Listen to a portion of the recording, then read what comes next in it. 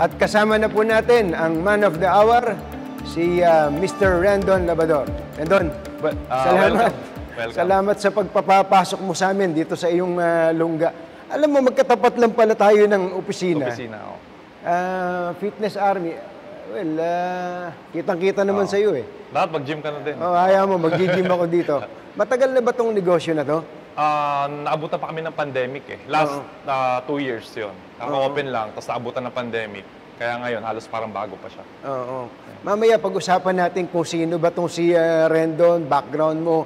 Gusto ko munang tanungin yung pangunahing issue lumabas ngayon sa mainstream, saka sa social media, yung tungkol sa raid sa isang lending firm. Ano? Una-una, bakit ka ba kasama doon? Actually, Katunying, una sa lahat, siyempre, salamat sa pagbibigay na naman sa akin ng platform. Ayan, para may paliwanag yung side ko. Kasi sobrang trending eh. Parang, siyempre, kahit papano, na-alarma din ako. Na ang intensyon lang naman natin, magbigay ng informasyon, tamang informasyon sa taong bayan. So, nasaktuhan kasi, Katunying, na recently maraming nagsumbong sa akin na nabibiktima ng mga illegal online lending app na to. Tapos, nag-content ako, kung marireview nyo yung aking Facebook page, gumawa ako ng content na public awareness, na mag-ingat po kayo, may nangyayari pong ganito, baka mabiktima kayo. Tapos, dahil sa sobrang laki na pala ng problema, ang daming groups, libo-libo na nabibiktima, kumbaga, nagpunta ako sa ACG, sa Camp Crame, para mag-try kung baka matulungan, baka madinig. Yung ACG, ito yung Anti-Cybercrime Group. Yes po. Sa pangunguna po ni Director Hernia. Ayan, nakiusap po ako na kung pwede ko pong matanong kung ano kung aware ba sila at kung ano yung ginagawa ng PNP. At natuwa naman ako na napagbigyan tayo. So, nakausap ko po si Director Hernia na sobrang laki na pala ng nagaganap na panghaharas sa ating taong bayan ng mga illegal online lending app na to. At napaliwanag niya yung mga programa nila na mga projects para unti-unting matigil yan. So, pinapunta niya po ako dito kay spokesperson kasi siya daw yung active. Itong si Michelle Sabino. Opo, kay Captain Sabino. Ang sabi niya, ang makakapagpaliwanag sa'yo, kasi limited time lang po yung binigay sa akin ni General Hernia. Sabi niya, tawagan ko siya, i-refer kita para at least matulungan kanya kung ano yung kailangan mo at kung ano yung pwedeng i-provide ng PNP na pwedeng for public. Kasi daw, Katunying, ngayon daw ay saktong timing kasi aggressive sila sa public awareness. So sabi ko, natuwa ako na, sige po, tatry ko po mag-reach out kay Captain Sabino, dadalawin ko po siya sa kanyang opisina para makita ko kung ano yung pwede kong magawa as a tao. Ayan. So yun po, doon nag-start yung parang nagkwentuhan kami. Tapos, nangyari na nga itong raid na to. Sumakto, Katunying, nangyari yung raid, nagkita kami last week, tapos biglang may nagko-comment na sa akin, Idol, na may raid ngayon sa Makati. Nandito ako sa Fitness Army, tapos ang dami na nagko-comment sa akin. Sabi, Idol, may raid ngayon.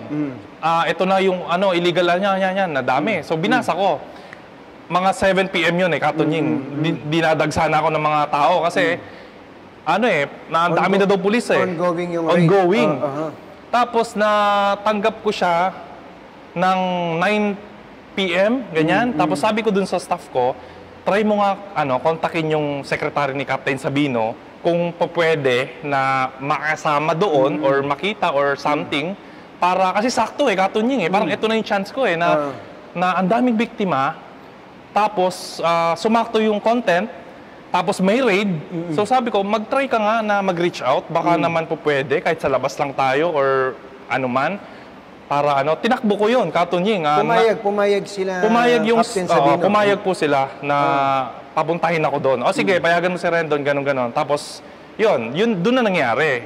Tumakbo po kaming ganon, nag-skyway pa ako, nagmamadali ako. Tapos dumating ako doon mga 9:30 or before 10. Ayun. Okay, anong inabutan mo doon?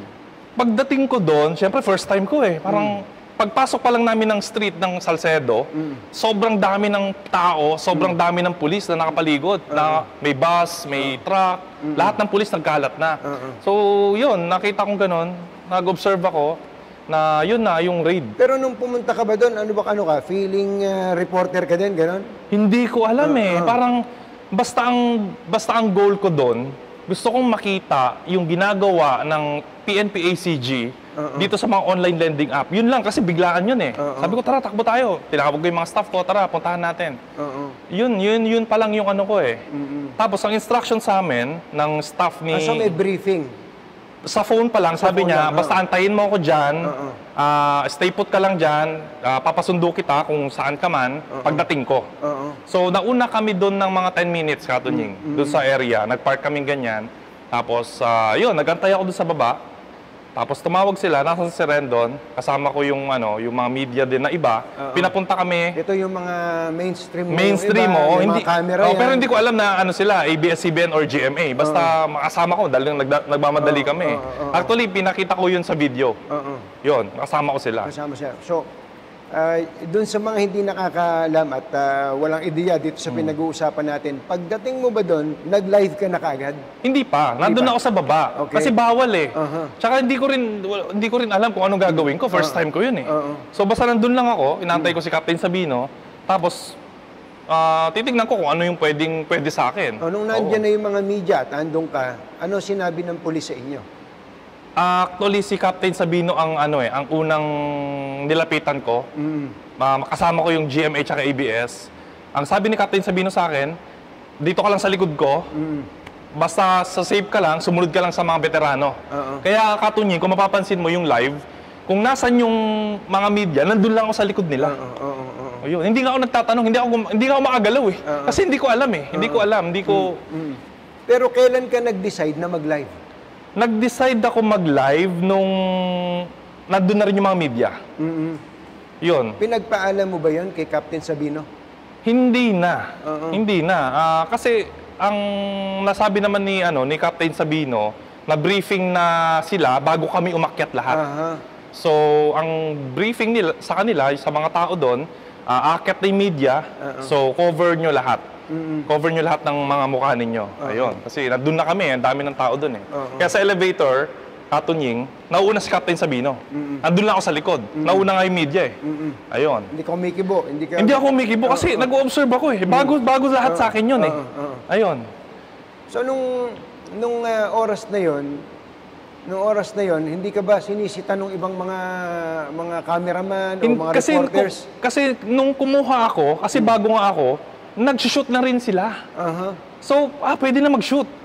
Kasi hindi na ako gumagalaw Yes. Pero, tandaan mo, bilang isang matagal ding TV reporter at radio reporter, yung karamihan sa mga kinukuha, nire-record lang doon, ay hindi naka-live pang kadalasan. Pero, familiar ka ba doon? Familiar ka ba na hindi, yung mga kumukuha ng camera doon, hindi naman live yon? Meron ka ba idea doon? Hindi ko alam. Hindi ko alam yun kung naka-live ba sila o hindi. Pero, nung kumukuha sila, doon yung time na kumuha na rin ako ng live. Ganon. Kasi pwede na naka-ano na sila Tapos lahat naman siya naka-cover. Tsaka Katunying, eto lahat ng mga nahagip doon, mga operatiba yun ng ng ACG. Yung mga nakaupo doon na nagsusulat, sila yung parang nagkumukuha ng records. Pati mga staff ng ACG po. Yun. So ang sinasabi mo ba dito ay walang inosente doon na nakuhanan ka ng video na i-air mo, na i-live mo at that particular moment? Tingin ko wala naman. Kasi kaya ganun ang tanong ko dahil may mga nagsasabi na yung ibang mga nakita sa live mo, dahil nga radio, kabaligtaran, they were presumed guilty. Hindi, they were presumed innocent They were presumed guilty dahil nandoon sila. Gawa ng live mo. Anong masasabi mo doon? Siyempre, nasa tao na lang yun kung paano mo titignan Siyempre, depende sa pananaw yan. Pero yung mga tao doon, siyempre, i-held pa naman sila for questioning. Hindi pa naman sila guilty. Yun, kaya nga din isa sa mga kinagalitan ng mga pamilya, ng mga kasama sa operation, yung pag-caption ko. Yun talaga, aminado ako doon na mali ako, na-excite siguro ako, na nilagay ko agad, inassume ko lahat. So, nung nakita ni Captain Sabino yon, on the spot, pinabago niya sa akin. Uy, sinita niya ako agad at agad-agad kong pinalitan. Bakit? Ano ba ang inilagay mo sa caption? Sinabi ko, huli ka. Ayun. So, syempre, nag-assume na yung tao na sinasabi ko na guilty na sila. Pero hindi po yun ang ibig ko sabihin. Hindi yun. Ano ibig mo sabihin? At ang general view ko dito, Katunying, nung ginawa ko po yung live na yon, para lang maipakita sa taong bayan din na maayos itirinato ng mga kapulisan natin yung mga tao na naisama sa operation na walang human rights violation. Kasi nung mga nakaraan, Katunying, maraming kumakalat na ang PNP daw kino-cover up, 'di ba? Binabayaran, hindi naman totoo. So, ako naman ang intention ko lang ay view ng isang simpleng tao, mamamayan na pinapakita ko sa tao, ito. Lahat ng nandito maayos yung nagawang operation ng PNP at inaaksyonan yung mga problema ninyo. Yun. Nabahala kasi ako, Katunying, na bakit hindi ganito kalaking issue? Bakit parang wala akong nababalitaan na hindi big deal sa Pilipinas yung ginagawang pangaharas. Marami yan, napakarami sobrang yan. dami pala, sobrang lala na. Kaya ako, yun yung first priority ko, na ma-inform lang naman yung mga tao na mag-ingat na may nangyayaring harassment talaga sa mga kababayan natin. Nabalitaan mo ba na ang PNP leadership ay pinagpapaliwanag ngayon yung anti-cybercrime group dahil sa insidente nangyari, na ikaw nga pinayagang mag-live doon. Yun nga, medyo nalagay sila sa balag ng alanganin dahil sa iyo. Ganun ang dating. Yun nga ang medyo nalungkot din ako, Katunying, kasi syempre kahit saglit ko lang nakilala si Captain Sabino, nakilala ko siya, parang kumbaga ginagawa lang naman niya yung trabaho niya. Tapos nag-trending kasi, kaya parang yung media ginagawang big deal, yung maliit na bagay na dapat mag-focus po tayo dun sa biktima. Di ba? Hindi, kasi kawawa rin kaya ito yung malaking issue na gusto ko ring baguhin. Isa rin sa advocacy ko na bakit palaging kapulisan natin yung sinisisi. Katulad, Katunying, nung nakaraan, may dumaang VIP sa EDSA. Tinanggal yung pulis na nagpahinto. Kung hindi naman inutusan yung pulis na yon para pahintuin yung traffic, di ba? Tapos ang easy target kasi, Katunying, alam mo, pulis sisisihin yan. Parang sa kanila lahat ang bato. So, yun ang gusto kong ipakita rin sa tao na iangat din yung ginagawang tama ng kapulisan natin kasi nagtatrabaho lang naman sila. Teka muna, ano natutunan mo sa pangyayari na yon? Considering, nabanggit nga natin, yung mga pulis na isinama ka doon, sila ngayon ang nasa hot water. Feeling ko kasi walang issue dapat Walang issue Kasi ang problema ngayon, kapag nag-trending ka, tsaka lang aaksyonan. Wala ang pakialam yung ang dami-daming problema ng Pilipinas, Katunying, alam mo yan. Di ba? Dapat mag-focus tayo sa awareness, sa paggawa ng solusyon. Hindi yung tao na dinidiin natin na ginawa lang niya yung trabaho niya, tapos siya pa yung nagmumukhang masama ngayon. Hindi mo ba naisip na baka nagseselo sa yung ibang mga taga-mainstream media kaya nangyari to? Hindi ko na-control yun Ang akin lang, Katunying, willing ako makipagtulungan. Kasi, syempre, ang sinasabi ko nga palagi mainstream news is dead. Social media is the new mainstream. Yun na talaga Yun na talaga Kasi mabilis, mas credible na, di ba? Parang ganon. Yun yung gusto ko sabihin. Pero, hindi ko minamaliit lahat ng mga journalist. Ang view ko lang naman doon, ay taong bayan lang ako na gusto kong makita, gusto ko ipakita yung transparency. Ayun. Doon kasi sa bagay na yan, bagamat ako, nire-respeto natin yung mga vloggers, mga vloggers, mga netizen, nire-respeto natin yan. Yung may makitang, kung ano man yung nakita sa paligid, binidyohan, in-upload, okay yun, maganda yun, mas maraming makakakita, mas maganda. Lamang, para bang yung iba kulang sa mga kaalaman. Ano ba, tulad nga nung coverage na yun, kung hindi kayo na brief nung bago sumabak dun sa raid, normally ang isang media person, hindi mo na magla-live yun. Bibigyan kita ng, dahil 30 plus years na ako sa media. Hindi mo na magla-live yun, especially kung walang go signal nung authorities. Kasi may mga pwedeng makuhanan nga doon na hindi tama. Pangalawa, paano kung merong hinahabol na suspect, dahil nanonood sa'yo, oops, hindi na ako pupunta sa lugar na yun at nagla-live si Rendon, mahuhuli ako doon. Ibig sabihin, masusunog yung operasyon dahil sa pagla-live. What I'm saying is, hindi mo ba inaamin yung pagkakamali na baka na-excite ka kaya ka nag-live ng oras na yon? Isa na rin yun, syempre. Na-excite din ako na parang natuwa rin ako sa PNP na may accomplishment silang nagawa at gustong iparating yun, syempre, sa mga biktima. Kasi, tignan nyo rin aware ba kayong lahat kung ano yung mga ginagawa ng mga empleyado ng mga illegal online lending app na yan sa mga tao? Ang dami nasisirang buhay. Grabe sila mag-chat hanggang sa maging death threat na siya. Tapos yung mga tao, katunying, napapag-isipan ng mag-suicide dahil sa mga pananakot. Tama yun. Meron pang willing magpadala ng kabaong. Di ba? So, grabe katunying yung nangyayari. So, yun lang ang intention ko doon. Pero yung isang sinabi mo, magandang punto yun, transparency. Transparency. Ito tanong ko. So, naniniwala ka ba na lahat ng raid ng pulis ngayon dapat ay may kasamang media? O kasamang vlogger? Dapat. Kasi para mas marami kasing magiging aware, mas maganda na makapag-ingat yung mga tao. Lalo na katunying, pataas yung rate ng cybercrime ngayon. Kaya nga in demand lagi ang ACG natin. So yun po ang gusto kong maipakita.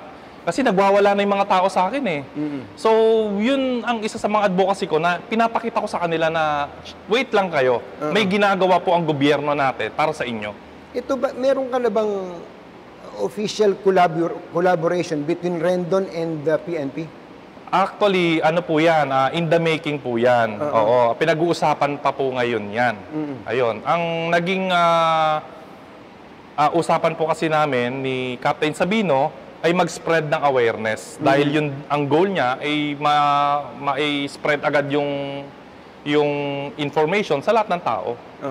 Yun lang, dun kami nag-meet sa awareness po. Pero after the controversy nitong raid na to, okay pa ba kayo nila, Captain Sabino? Wala. Okay naman. Hindi ka ba tinawagan na sabihin, Rendon, laylo muna tayo, Wala pa namang official, ang nakikibalita lang ako sa kanya kung ano yung pwede kong magawa. Kasi parang nagigilty rin ako Kasi nakita ko yung operation, nakita ko si Captain Sabino kung ano yung ginagawa ng ACG. Tapos pagdating sa media, iba yung pinapakita sa mga tao. Dapat mag-focus tayo dun sa mga biktima. Ano yung ayaw mong ipinapakita ng media dito? Kasi ang mahirap kasi sa atin, naghahanap lagi tayo ng mali.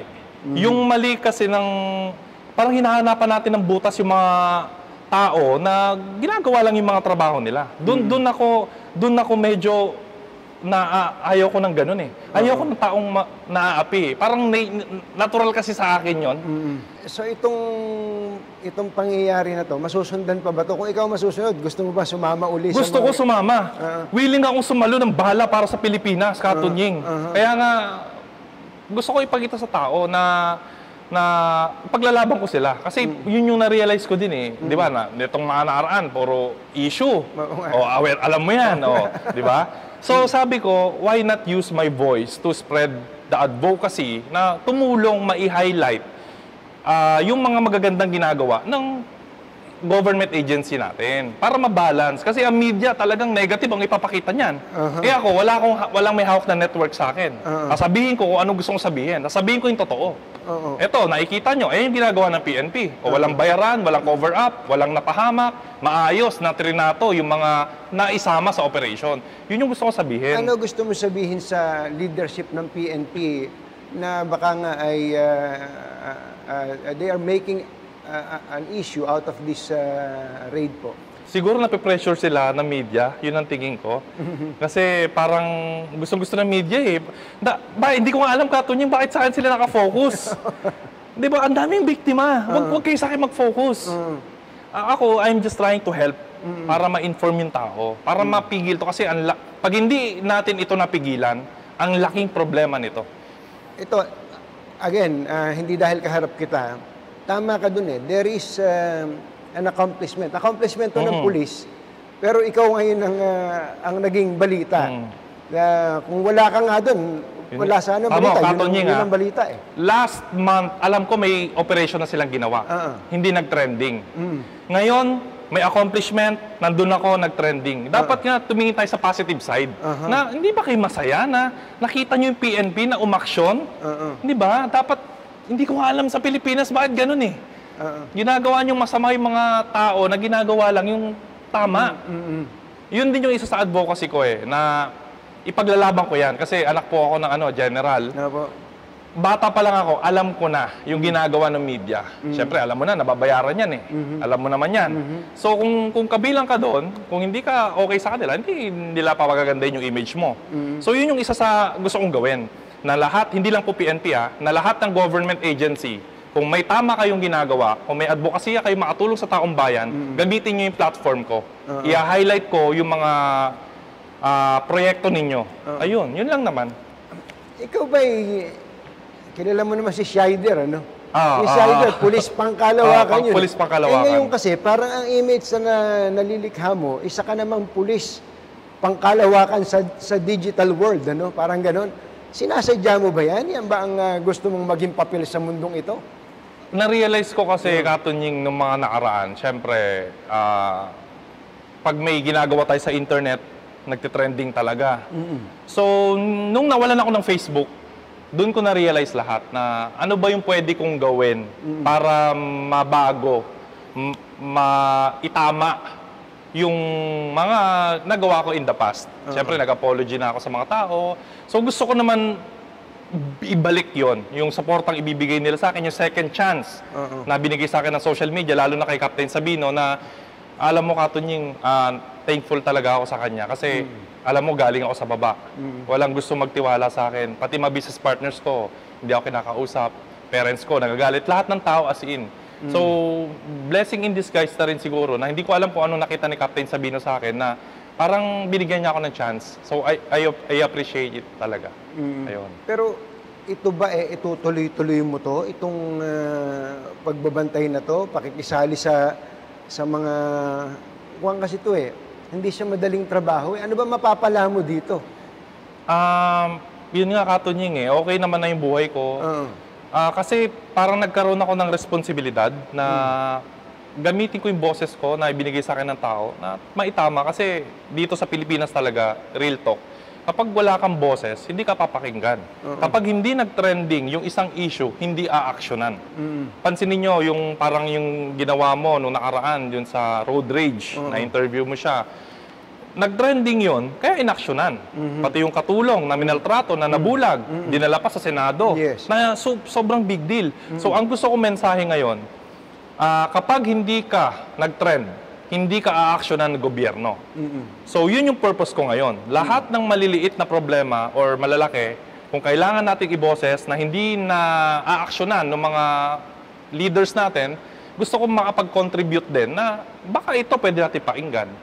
Bago natin puntahin yung iba, kasi baka nalimutan ko yung nabasa ko kasing article, parang plano ka pang isama sa kaso for violation of privacy daw Willing ka bang tanggapin yung consequence? Willing ako tanggapin.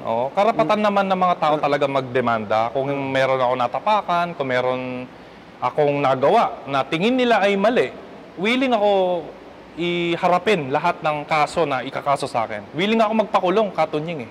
Pero hindi ako titigil sa advocacy ako. Makukulong ako, pero yung kung yung advocacy ko, hindi ako titigil doon. Hindi nila kaya ikulong yung katotohanan. Hindi nila ako mapipigilan. Sabi ko nga, Katunying eh, kapag harang-harang ka sa advocacy kung makatulong sa taong bayan, lalabanan kita. Teka muna, magpupolitiko ka rin ba? Wala akong... Baka makita ko kumakandidato kang senador, ha? Wala pa, hindi ko sinasara yung option na yan, pero wala pa sa isip ko yan. Wala sa isip ko yan sa ngayon. Kasi pwede naman ako makatulong in my own way. Nakatulong naman ako, na-action na naman. Kasi hindi lang naman pagtakbo sa politika ang way ng pagtulong eh. Social media, okay na, nakakatulong naman tayo, na-action na naman. Sa MTRCB, napapainggan naman tayo. So as long as nakikita ko na may mga government agency na tumutulong sa aking advokasya, yun, okay naman. Kasi parang, ewan ko kung narinig mo na to, ha? Yung style mo daw, dahil sa, matapang ka eh. Oo, pero nagbago na ako, ha? Straightforward. Hindi nagbago na ako, Hindi ko pa napapansin, ha? Mamagmahal na ako ngayon, no? Kung dati mo ako na-interview, baka iba yung ano ko eh. Pero okay nga, maganda nga na ngayon lang tayo nagkausap. Ang sinasabi ng iba na nakakapanood sa'yo at nakakapansin sa'yo, para ka daw isang ibang version ng mga Tulfo. Are you happy being compared or associated with the Tulfos? I respect the Tulfo. Maganda yung advokasya nila. Tumutulong sila, okay sila, pero ayoko na nakukumpara ako sa kanila. Bakit? Kasi magkaiba eh. Una sa lahat, mas mabilis akong kumilos, mas may dating, ayun, mas bata, mas malakas. Ayun. Pero syempre, since nauna sila sa industry, tinitignan ko sila as mga idol ko sa ano. Kasi ang advokasya din nila tumulong sa mga mahihirap eh. Yun yung mga hindi na iboboses eh. Kaya doon, salute ako sa mga Tulfo. Anong aasahan namin kay Rendon? Say, 1 year from now, 2 years from now, nasa na si Rendon? Hindi ko pa masabi kung saan ako dadalhin ng aking ginagawa. Basta ang focus ko ngayon, Katunying, katulad mo rin, na magbigay ng boses sa mga tao, tumulong sa advokasya natin. Kung saan man tayo dali ng panahon, hindi ko rin alam. Basta ang gusto ko, tumulong lang sa taong bayan. Gagamitin ko lahat ng connections ko, gagamitin ko lahat ng resources ko para maipadala sa kanila. Pumunta ako ron. Kaya nga nag-effort ako, Katunying eh. Na tumawag ako kung sino, pwede mo ba ulapit dyan? Para lang kahit paano may magawa ako. Ayun. Iba yun, ha? Hindi araw-araw tayo nakakakita ng mga tao na who will go out of their way para lang makagawa ng mabuti sa kapwa. Ikaw nga hindi, sige, kwento mo sa amin. Sino ka ba? Sino ba tong Rendon na to? Ba't bigla ka sumulpot sa consciousness namin? Bago ka naging vlogger, sino ka ba? Ako po ay anak po ako ng general. Yan. So pinalaki kami talaga ng military discipline. Yan. Tapos Katunying, siyempre, pag anak ka ng general, mataas yung expectation sa'yo. So, yun yung ginawa sa amin. Tapos, ang hilig ko kasi noon, nag-gym lang ako, happy-go-lucky. So, minamaliit kami. Ang sabi sa akin ni Erpat, kaya ka lang kinakaibigan na mga kaibigan mo ngayon dahil general ako. Ikaw, wala kang kwenta. Huyo ka. Kapag ako nag-retire or nawala na ako, wala nang papansin sa'yo. Pinapansin ka lang ng tao dahil may makukuha sila sa'yo. So, anong dating sa'yo nung sinabi sa akin ng AirPods ko yon, napaisip ako, bata pa ako na, nagising ako sa katotohanan, sabi ko, oo nga no. Tinignan ko ngayon yung mga kaibigan ko. Sabi ko, oo nga no, sino ba ako para pansinin itong mga to? So, dun ako nagsimulang mangarap na tinignan ko yung sarili ko. Mga ilang taong ka nito? Mga high school pa lang ako niyan eh. High school. Kasi ang dami kong kaibigan eh. Mga matataas sa tao, ganyan. Siyempre, nalulunod ka sa ano eh. Saan eskwelahan? Sa probinsya lang, sa Bulacan. Tapos, yun pala, na-realize ko nga, kinakaibigan lang ako ng mga tao kasi anak ako ng general. Pag nawala si AirPods, wala nang papansin sa akin. So, doon ako nag-start, i-build yung sarili ko. Sabi ko, hindi ko hahayaan na maging nobody ako. Kaya kung mapapansin mo, Katunying, hindi ko siya sinasabi dati sa mga vlogs ko. Ngayon lang, recently sa mga interviews ko, sinasabi ko. So, ang nangyari sa akin, gusto kong ibahagi din sa mga kabataan ngayon yung pagpapalaki sa akin. Na hindi kasi ako binola ng magulang ko, ipinirealize nila kung ano yung mangyayari sa akin sa totoong buhay. So, niready nila ako eh. Dati, syempre, bata ka, galit ka. Parang grabe naman maliitin ako, walang tiwala. Kasi lahat ng mga anak ng general, kundi lawyer, doktor, nag-aaral sa abroad. Eh ako, probinsyano, walang-wala ako, nag-gym-gym lang ako. So, nakakababa ng pagkatao. Sabi ko, ginawa kong challenge yun. Nagalit ako sa kanila. Tapos, nung na-realize ko na dun pala ako lumalakas sa ginawa sa akin ng AirPods ko, yun yung nakita ko ngayon na value na baka pwede kong i-share sa tao. Then 2014, nagsimula yung Facebook, social media. Doon ako unti-unting nag-share sa tao na tapangan nyo, lakasan nyo. Ang tagal mo na pala sa Ang social tagal na, media. 10 years. Katunying, 10 years ako doon. So, hindi siya madaling Hindi madali. lumipad, ano? Hindi madali. Hindi. Maganda yung point na yun, ha. Marami kasi mga anak ngayon, kapag ka pinagsalitaan ng masakit ng magulang, ang gagawin, maglalayas. Maglalayas. Magtatampo sa magulang, itatakwil yung magulang. Pero ikaw, nung na-realize mo na yung pala yung ang gusto pala sabihin ng magulang mo, hindi puro pink ang buhay. Kaya, Katunying, sa mga taga-suporta mo din, taga-panood mo na mga bata, lahat ng pagpapahirap sa inyo ng mga magulang ninyo, huwag kayong magtatampo agad. Huwag kayong magkagalit agad. May purpose yan. Ang gusto lang na magulang natin ay mapabuti tayo kapag nawala na sila. So itong mga negosyo mo, you establish them on your own? Yes po. Lahat ng negosyo ko, wala akong nilalabas na pera. So, ang puhunan ko lang, nung nagsisimula ako, credibility, tapos yung drive, yan. Yan yung advocacy ko ngayon. Hindi mo kailangan ng suporta ng magulang mo para makapagtayo ka, para ma-build mo yung pangarap mo. Kasi pag pinanganak ka sa mundo at nabigyan ka na ng basic needs mo, tama na. Hanggang doon na lang responsibilidad na magulang mo. Ngayon, kung may gusto kang gawin, kung may gusto kang lifestyle, kung hindi binigay sa'yo luho mo, problema mo na yun. Gawa mo ng paraan. Ayun. Kasi pag hindi mo na ibigay yung gusto, iPhone, di ba? Minsan may issue na nag-suicide na. Parang hindi lang nabigyan ng iPhone 14. Iba na, di ba? Makaka-relate po yung mga magulang ngayon. So sa lahat ng batang nanonood, yan, ito yung lesson na gusto kong i-share sa inyo. Ako, nadanasan ko rin yan. Pag hindi binigay sa akin ng magulang ko, nagkukumpara agad ako sa ibang anak na bakit sila ganito, gano'n, nag-abroad pa sila, binibigay lahat ng gusto. So, minsan, yung mga nararanasan natin sa buhay, blessing yan. Challenge yan na kailangan nating hakbangan para pag nalampasan natin, mas magiging better person tayo. Kasi pag hindi mo pinagdadaanan yung mga ganyang sitwasyon, hindi ka rin magigising eh. Kaya Katunying, kung mapapansin mo, ganun yung mga dati kong content. Kung ano yung dudurog sa'yo, yun ang sasabihin ko. Kasi alam ko, kung madudurog ka, kapag nabuo ka, yun yung mga way na lalakas tayo. Diba? Kaya mo rin narating yung mga achievements nyo ngayon, yung mga status nyo ngayon, kasi yan dahil sa mga pinagdaraanan mo sa buhay. Totoo yan. Totoo diba? yan. Walang shortcut. Walang shortcut. Sa buhay na to. Okay. Ilan taong ka na ba ngayon? If you don't mind. Totoo o hindi? Hindi, 38 na po ako. 38 na. Batang tingnan. Hindi, nag-gym eh. Kaya nga sabi ko sa'yo, mag-gym ka na eh. Ako kasi ang... Ako mismo magko-coach sa'yo. Pwede na ba ako mag-enroll mamaya? Natapilok lang ako, pero matutuwa. Hindi, pupunta talaga ako dito sa Fitness Army. Ayun. Okay. Ito, malapit na tayo matapos. Gusto kong malaman, yung bang sabihin natin, panghihimasok mo sa mga issue, lalo na yung involving celebrities, sinasadya mo ba yun para magkaroon ng traction, para magkaroon ka ng content na maganda, para mag-trending ka? Kaya ako tinatarget talaga yung mga sikat na personalidad. Kasi sila yung maraming followers sa mga bata. Kapag sila yung na-correct natin, mas marami kang taong matuturuan. Katulad ng kay recent issue, kay Vice Ganda. Hindi ko nagustuhan yung ginawa nila. Para sa akin kasi, mali yun.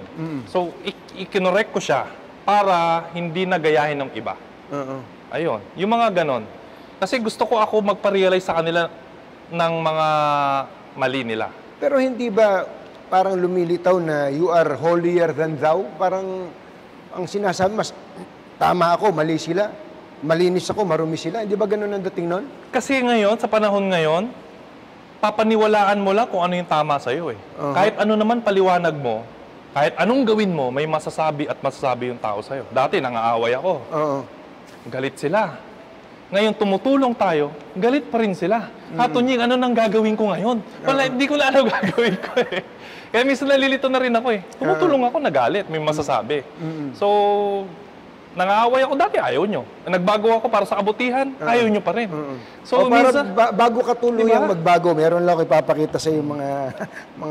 Natutuwa ako sa pagbabago, ha? Oo. Kasi... Okay naman, ha? Okay ayos naman. Mapagmahal na ako ngayon. Oo, siyempre. Diba? Mamaya, pakita mo sa amin kung paano ka magmahal. May papakita ako mga larawan sa iyo, tapos sabihin mo lang kung ano yung... Well, ano masasabi mo sa kanila. No?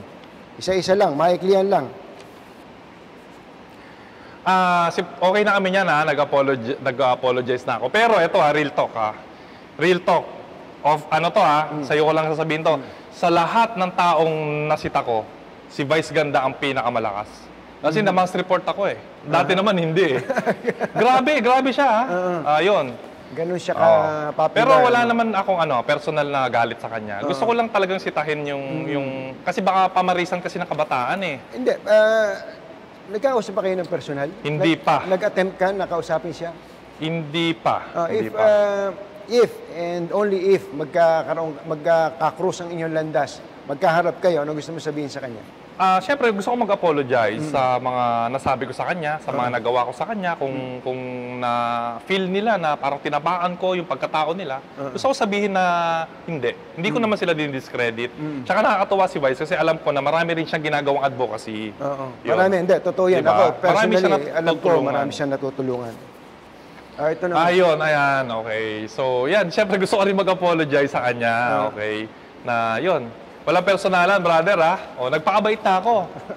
Mabait na ako Dahil doon? O, dahil doon. Dahil doon, okay. Coco Martin, ayan. Actually, kung sakali, Katunying, ito sa viewers mo, kung ako ay magiging action star, ang gusto ko talaga, ako yung kontrabida. Ang unang pelikula, gusto ko si Coco Martin ang kalabang ko. Bakit? Ako yung tatapos sa kanya eh. Sa pelikula. Oy, sa pelikula. Ako yung kontrabida na mananalo. Ganun, ha? Oo. Bakit gusto mong talunin to si Coco Martin kahit sa pelikula? Sa pelikula lang naman. Ako yung tatapos sa mga bida-bida. Hindi, ano yan, Coco Martin ha? Pista tayo ha? Love. Joey De Leon, ayan. Ito talaga seryoso. Kasi hindi na na-appreciate kasi yung mga biro ni Idol Joey eh. Kasi marami ng tao ngayon na sa social media accessible na sa mga bata. So kung patuloy tayo magbibigay ng mga green jokes, baka malaking epekto to sa future generation natin. Dati kasi hindi napapansin eh. Ngayon kasi social media na anak mo, hindi mo na mapigilan eh. Diba? Tapos sikat si Sir Joey, Idol Joey, diba? So pag patuloy siyang ganun ng ganun, baka manormalize na yung mga ganung biro. So yun yung gusto kong pigilan. Nawawala na kasi yung tamang asal eh. Idol, ayan si Idol. Pumunta ako sa kanya, okay kami niyan. Okay naman kami niyan. Si Idol, nagpunta ako sa Bitag. Sabi ko, hulihin niya ako eh. Pero ano ka naman, nagkakausap kami, mabait naman siya. Tsaka pinaliwanag niya naman na okay din yung intention ko. Parang gano'n. Mag-tone down. Yun. Nagbigay din siya ng payo. Parang naging lolo ko na nga siya. Lolo Ben. Lolo Ben. Ay, kaibigan ko yan. Okay, last. Sino yan? Si Nadine. Nadine Lustre. Ayun. Ano ba issue ko doon?